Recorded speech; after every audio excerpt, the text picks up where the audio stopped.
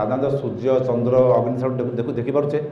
ତେଣୁ ଆମେ ଯାହାକୁ ଶିବ କୁହନ୍ତୁ ଚନ୍ଦ୍ରାର୍କ ବହ୍ନି ନେତ୍ରାୟ, ତେଣୁ ଆମେ ଚନ୍ଦ୍ରାର୍କ ବହ୍ନି ନେତ୍ର କହୁଛେ, ଆମେ ଆଲୋକକୁ ନେଇ କହୁଛେ।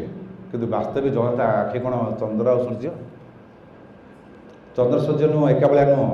ସୂର୍ଯ୍ୟ ଅଲଗା, ଚନ୍ଦ୍ର ବି ଅଲଗା।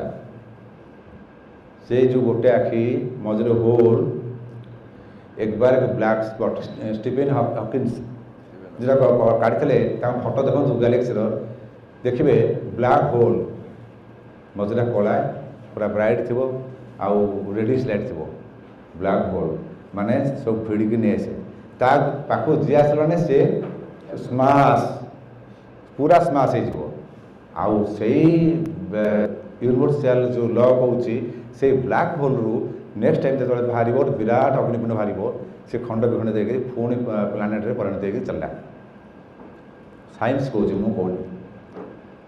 ତେଣୁ ଗୋଟେ ଆଖି ଯଦି ଆଟ୍ରାକ୍ସନ୍ କରୁଛି, ଭିଡ଼ୁଛି, ଯେମିତି ଆପଣ ଭିଡ଼ିକି ଆସିଛନ୍ତି ଏଠିକି, ମହାପ୍ରଭୁ ଗଲେ ଭିଡ଼ିକି ଯାଉଛନ୍ତି, ସେମିତି ମହାପ୍ରଭୁ ଭିଡ଼ି ନେଇ ଆସନ୍ତି ତାଙ୍କଠି। ଆଉ ଗୋଟେ ଆଖିରେ ସୃଷ୍ଟି କରନ୍ତି। ଏଠି ସଂହାର ସ୍ମାସ୍, ଏଠି ସୃଷ୍ଟି। ଆଉ ଏ ଯେଉଁ ପେଟଟି ନାହିଁ ତାଙ୍କର, ଏଇଟା ହେଲା ପାଳନକର୍ତ୍ତା।